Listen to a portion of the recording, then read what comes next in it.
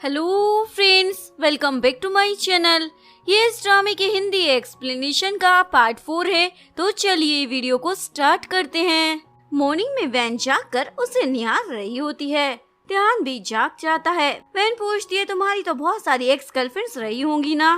ध्यान तो कोई जवाब दिए बिना चला जाता है। वैन भी उसके पीछे आ रही थी। असिस्टेंट ध्यान को वैन के रूम से निकलता हुआ देखकर शॉक हो जाता है। ब्रेकफास्ट के टाइम पर भी दोनों एक दूसरे पर आज कुछ ज्यादा ही प्यार बरसा रहे थे। असिस्टेंट को तो समझ ही नहीं आता एक रात में इन दोनों के बीच ऐसा क्या हो गया है। वैन पूछती है, कल रात वैसे तुम दोनों कौन सा काम कर रहे थे। ध्यान बोलता है, एक फोटोग्राफर ने तुम्हारी मोशन के साथ उसके घर में जाते हुए फोटो ले ली थी। वो मुझे ब्लैकमेल कर रहा था। वैन बोलती है, सॉरी, दोबारा मैं मिस्टर मोशन से कांटेक्ट नहीं करूंगी।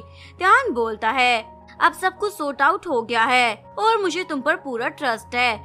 असिस्टेंट बताता है, उस फोटोग्राफर को पुलिस ने अरेस्ट कर लिया है, इसलिए आप लोग बेफिक्र हो जाओ। वैन और ध्यान तो किस करने वाले थे, तभी असिस्टेंट बीच में टोक देता है, आपकी क्लाइंट के साथ मीटिंग है। ध्यान तो मीटिंग अटेंड करने चला जाता है। वैन पूछती है, ध्यान की फ्यूचर में कितनी गर्लफ्रेंड रह चुकी है। असिस्टेंट बोलता है, बहुत सारी, तुम गिन भी नहीं सकती हो।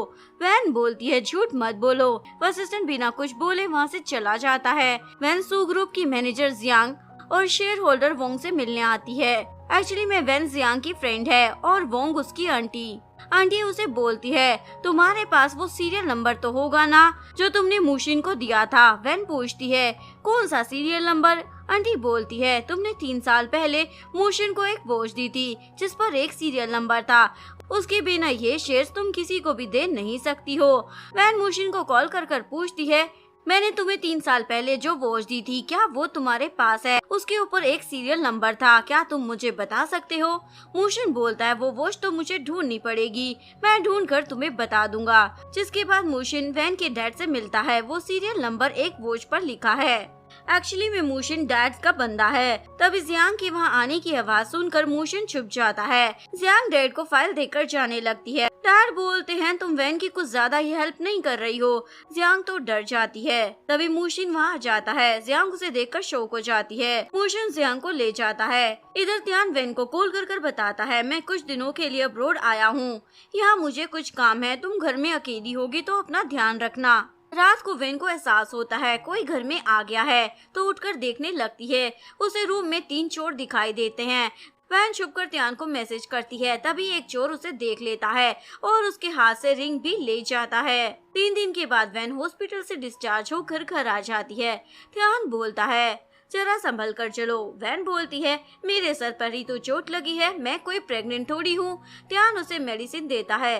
वैन पूछती है, तुम्हारा असिस्टेंट कहाँ है। ध्यान बताता है, वो अब्रॉड में मेरी जगह काम देख रहा है। बताओ तुम्हें क्या खाना है, मैं बना देता हूँ।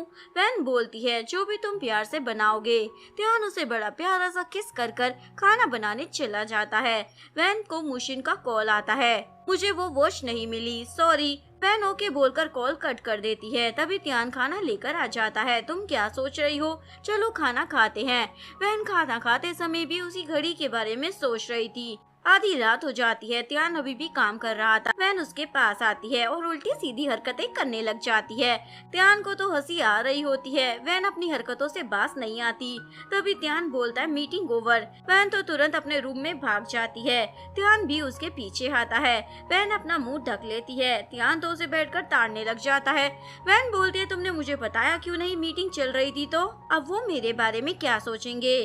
ध्यान बोलता है, तुम सोना चाहती थी ना, तो मैं सोने आया हूँ, चलो सोते हैं। और अपनी शर्ट निकालने लग जाता है। वैन की नाक से तो खून आने लग जाता है उसकी बॉडी देखकर। ध्यान उसका ब्लड साफ करने लगता है। वैन उसे तकिया देकर फेंकती है, दफा हो जाओ मेरे रूम से। ध्यान उसे गुदगुदी करने लग जाता है। नेक्स्ट डे ध्यान मोशन को मिलने के लिए बुलाती है और उसे उस वॉच मेकर का नंबर देती है जिसने वो घड़ी बनाई थी। तुम इससे कांटेक्ट कर लेना। तभी शयन भी वहाँ आ जाती है। तुम कितनी ज्यादा भोली हो ना बहन। वैन समझ जाती है ये दोनों मिले हुए हैं। वैन उसे जियांग का फोटो दिखाती है, तुम्हारी दोस्त हमारे पास है, चुपचाप हमारे साथ चलो।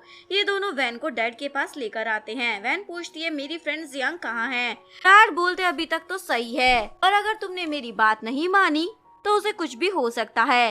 वैन बोलती है, आप जानवर हो। डैड उसे चाटा लगा देते हैं, मुझे अपने शेयर्स दे दो। अब वैसे भी वो तुम्हारे किसी काम के नहीं है। श्वेन बोलती है डैड सिस्टर को थोड़ा सोचने का समय तो दो। वैन सैड होकर बाहर बैठी होती है। यहीं पर सीन कट होता है। त्यान वैन को बार में लेने आता है। वैन बोलती है तुम होते कौन हो मुझे ले जाने वाले, पर त्यान तो उसे ले जाने लगता है। मूशन बोलता है सुना नहीं उसने क्या कहा, वो तुम्हारे साथ नहीं जाना चाहती है। त्यान बोलता है तुम मेरे मैटर में ना ही पड़ो तो अच्छा रहेगा। ये बोलकर वो वैन को ले जाता है और सीधा घर के बाथरूम में लाता है। वैन तो उसके साथ फ्लर्ट कर रही होती है। त्यान बोलता है जल्दी से शावर लेकर नीचे आओ, मुझे तुमसे बात करनी है। एक्चुअली वैन को गुस्सा आ जाता है क्योंकि वो ड्रंक नहीं थी, सिर्फ ड्रामा कर रही थी ताकि वैन से डिवोर्स ले सके। वैन शावर लेकर बाहर आती है और सोफे पर बैठ जाती है। त्यान बोलता है इतनी दूर क्यों बैठी हो, और उसके पास आकर बैठ जाता है। वैन उसे दूर खिसक कर बैठ जाती है। त्यान बोलता है तुम मूशन से मिलने क्यों गई थी, तुम्हें तो मेरे साथ टाइम स्पेंड करना चाहिए। वैन बोलती है तुम अपनी कंपनी पर ध्यान दो ना। त्यान बोलता है अब तुम मुझसे इस तरीके से बात करोगी। वैन बोलती है तो कैसे बात करूं, मूशन तुमसे ज्यादा जेंटल और अच्छा है और मैं ही उसे बाहर लेकर गई थी। त्यान तो सैड होकर घर से ही चला जाता है। वैन को भी ये सब कर अच्छा नहीं लग रहा था। नेक्स्ट डे असिस्टेंट आता है। मुझे बॉस ने भेजा है अपने कपड़े लेने के लिए और पूछता तुम्हारे और बॉस के बीच में क्या कोई झगड़ा हुआ है। वैन बोलती है कोई झगड़ा नहीं हुआ, अब मैं त्यान को पसंद नहीं करती इसलिए मुझे उससे डिवोर्स चाहिए। असिस्टेंट बोलता है तुम्हें अचानक से क्या हो गया है। वैन बोलती है अपने बॉस से पूछ लेना, डिवोर्स लॉयर वो हायर करेगा या मैं ही करूँ। असिस्टेंट तो कपड़े लेकर वहाँ से चला जाता है। त्यान बोलता है उसे बोल देना हम दोनों की शादी हो गई है, अब मैं उसे जिंदगी भर नहीं छोड़ने वाला। असिस्टेंट बोलता है पर मुझे लगता है मैडम आपसे कुछ छुपा रही है। 6 दिन बाद वैन को अपनी बहन श्वेन का कॉल आता है। 6 दिन बीत गए हैं, अभी तक तुमने त्यान से डिवोर्स क्यों नहीं लिया। अब 1 दिन बचा है, अगर कल तक डिवोर्स नहीं ले पाई तो अपनी फ्रेंड की बॉडी को कलेक्ट कर ले जाना। ये बोलकर कॉल कट कर देती है। रात को त्यान घर पर आता है और अपनी वाइफ वैन को मूशन के साथ एक बेड पर देख लेता है। वैन बोलती है अब तो मुझे डिवोर्स दे दोगे ना। त्यान उसे सच में पेपर्स पकड़ा देता है, दोबारा मुझे अपनी शक्ल मत दिखाना। वैन मूशन के साथ चली जाती है। नेक्स्ट डे डैड ने सो ग्रुप की प्रेस कॉन्फ्रेंस रखी होती है क्योंकि डैड आज अनाउंस करने वाले थे कि वैन ने अपने 15% शेयर्स भी उनके नाम कर दिए हैं। लेकिन अनाउंसमेंट से पहले त्यान वहां आ जाता है और उसने जियांग को भी छुड़वा लिया था।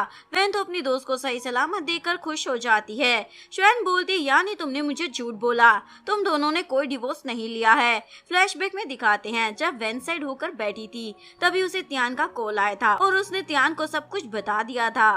प्रेजेंट में आंटी वोंग स्टेज पर अनाउंसमेंट करती है वैन ने अपने 15% शेयर्स मिस्टर सू के नाम कर दिए हैं, यानी अपने डैड के नाम। त्यान बोलता है ये शेयर उसके नाम कैसे कर सकती है जबकि उनकी कस्टडी तो मेरे पास है, मैं ही मूशिन हूँ, वैन का बॉयफ्रेंड। सभी ये सुनकर शॉक हो जाते हैं। मूशिन बोलता है क्या कह रहे हो, मेरे पास उस घड़ी का सीरियल नंबर भी है, मैंने बोर्ड ऑफ डायरेक्टर्स को दे दिया है। त्यान बोलता है उस घड़ी का सीरियल नंबर मेरा डेट ऑफ बर्थ है और अपनी बात को प्रूव करने के लिए वो घड़ी भी दिखा देता है। आंटी वोंग बोलती है मैं सीरियल नंबर कंफर्म कर बताती हूँ ये सही है या गलत। वैन को याद आता है 3 साल पहले जब वो अब्रोड में स्टडी कर रही थी तब वो वहीं के एक रेस्टोरेंट में त्यान से मिली थी। वैन उससे उसका नाम पूछती है तो वो मूशिन बताता है। वैन उससे उसका फुल नेम पूछती है तो वो मूशिन त्यान बताता है। प्रेजेंट में वैन बोलती है मुझे याद आ गया है तुम ही मूशिन हो। पास में दिखाया जाता है वैन त्यान को एक वॉच गिफ्ट करती है, इस घड़ी पर तुम्हारा डेट ऑफ बर्थ लिखा है जो बड़ी मुश्किलों से मुझे मिली है, मैं तुमसे बहुत ज्यादा प्यार करती हूँ। त्यान बोलता है ये बात तो मुझे पहले भी 9 बार बोल चुकी हो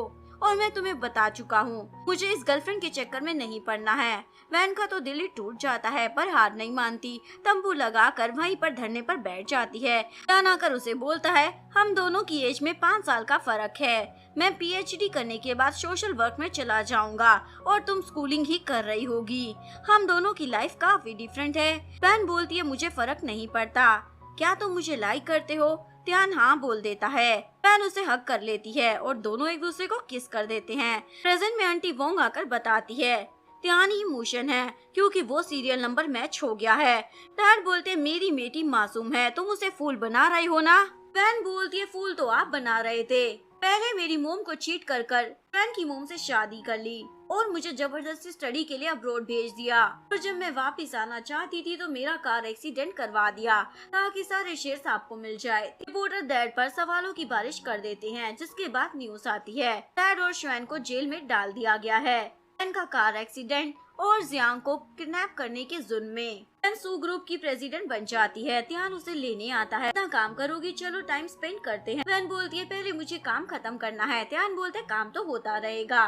पर वैन पूछती है तुम्हारे पास में कितनी सारी गर्लफ्रेंड्स थी। तियान बोलता है एक ही थी जो तुम हो। वैन पूछती है तुमने अपना फर्स्ट किस किसको दिया था। तियान बोलता है जाहिर है तुम्हें ही दिया होगा। पास में दिखाया जाता है वैन तियान को अपना लैपटॉप ठीक करने के बहाने अपने अपार्टमेंट में बुला लेती है। तियान बेचारा ठीक भी करने लग जाता है। वैन उसे देखकर सोचती है ये कितना ज्यादा हैंडसम है और जूस लाकर उसे देती है, लेकिन देने की बजाय जानकर उस पर गिरा देती है और फिर उसे शावर लेने के लिए बोल देती है। भोला भाला तियान ऐसा ही करता है। जैसे ही तियान शावर लेकर आता है, वैन शावर लेने चली जाती है। तियान ऑनलाइन कंप्यूटर को ठीक करने का वीडियो देख रहा था, तभी वैन शावर लेकर आती है और फोन में झांकने के चक्कर में उस पर गिर जाती है। प्रेजेंट में तियान का कंप्यूटर खराब हो गया था, तभी वैन आती है और उसके कंप्यूटर को 2 सेकंड के अंदर ठीक कर देती है। तियान तो उसके इस टैलेंट को देखकर शॉक हो जाता है, यानी 3 साल पहले इसने मुझे बेवकूफ बनाकर अपने अपार्टमेंट में बुलाया था। यहीं पर इस कहानी का डी एंड हो जाता है। अगर आपको वीडियो अच्छी लगी हो तो प्लीज वीडियो को लाइक करें, चैनल को सब्सक्राइब करें, न्यू अपडेट्स के लिए बेल आइकन का बटन प्रेस करें। मिलते हैं नेक्स्ट वीडियो के साथ, तब तक के लिए सारंगे, बाय बाय।